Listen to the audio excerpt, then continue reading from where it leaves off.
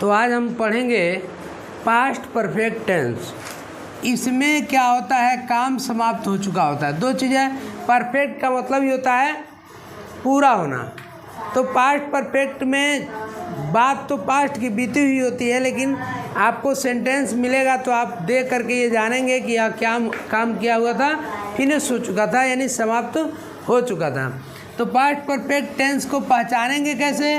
तो इसका पहचान होता है कि जिस वाक्य के अंत में क्या हो, जिस वाक्य के अंत में चुका था, चुकी थी, चुके थे, या कई बार क्या होता है क्रिया के अंत में या क्रिया के अंत में आ, ए, आ, ई, ए की मात्रा के साथ था, थे, थी, दिया होता है। ये इसका पहचान है। जिस वाक्य के अंत में क्या हो, चुका था, चुकी थी, चुके थे, या क्रिया के अंत में आ, ए, ई के मात्रा के साथ था, थे, थी, दिया हो, वह पास्ट परफेक्ट टेंस का वाक्य होता है। पास्ट परफेक्ट टेंस का वाक्य यानी कि ये ऐसा वाक्य होता है जिसमें काम क्या होता है, कंप्लीट हो चुका रहता है, यानी फिनिश हो चुका रहता है। पढ़ने के बाद सेंटेंस हमको ऐसा ही प्रतीत होता है। जैसा कि मैं कहूँ कि मैं क्रिकेट खेल चुका था। क्या किया था? या ऐसे बोले कि मैंने क्रिकेट खेल लिया था। मैंने क्रिकेट खेल लिया था, या मैं कहूँ कि मैं क्रिकेट खेल चुका था। दोनों चीज़ एक ही हुआ। दोनों से क्या लग रहा है? दोनों से लग रहा है कि खेलने का जो काम था वो कंप्लीट हो चुका था। अब इसको बनाने का नियम क्या है, इसमें आगे भी और कुछ रूल्स है जिसको पढ़ेंगे। पहले इसको देखेंगे हम, अफर्मेटिव से इसको जानेंगे। अफर्मेटिव में वाक्य मिल जाए तो कैसे बनाते हैं। अफर्मेटिव में वाक्य मिलता है तो अफर्मेटिव मतलब क्या होता है, स्वीकारात्मक। मैं क्रिकेट खेल चुका था तो ये अफर्मेटिव हो गया ना। तो ऐसा बनाते वक्त हम क्या करेंगे, सबसे पहले सब्जेक्ट को लिखेंगे। क्या करेंगे? सब्जेक्ट को लिखेंगे। इसके बाद सहायक क्रिया के रूप में इसमें हैड लगता है। क्या लगता है? हैड। क्या लगता है? हैड। और हैड लगाने के बाद क्रिया का हमेशा थर्ड फॉर्म लगता है। ध्यान रखेंगे, क्रिया की कौन सी फॉर्म लगती है? कौन सी फॉर्म? किसमें?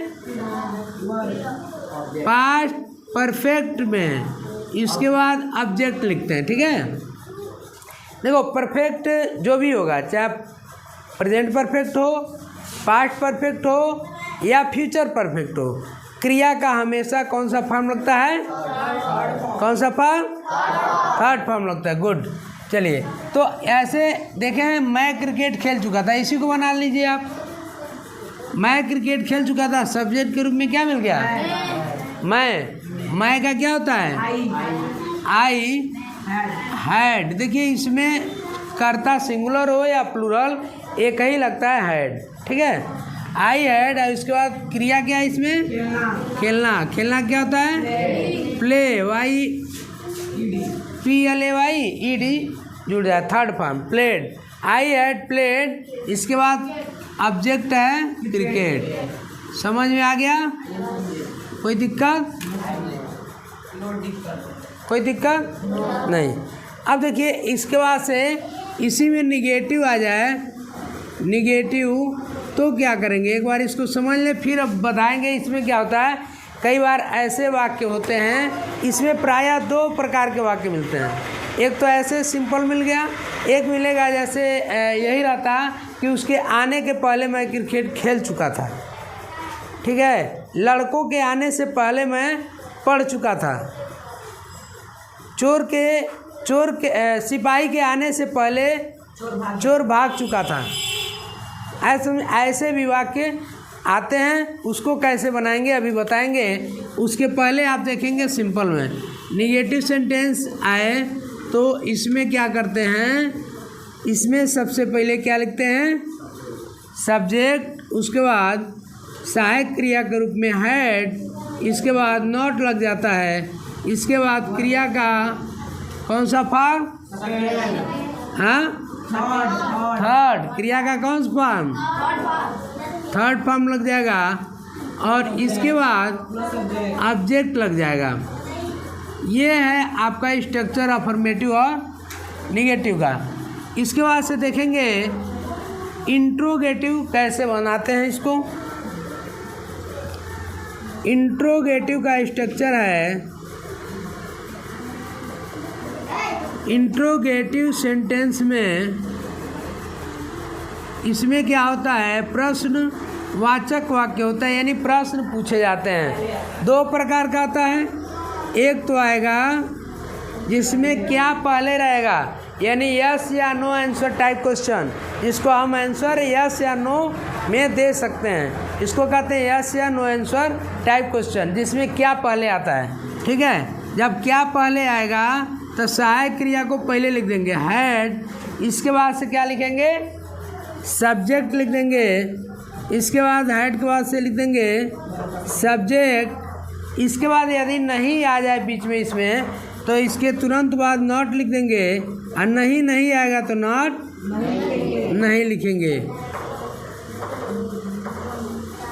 इसके बाद से क्या करेंगे, वर्ब का थर्ड फॉर्म, वर्ब का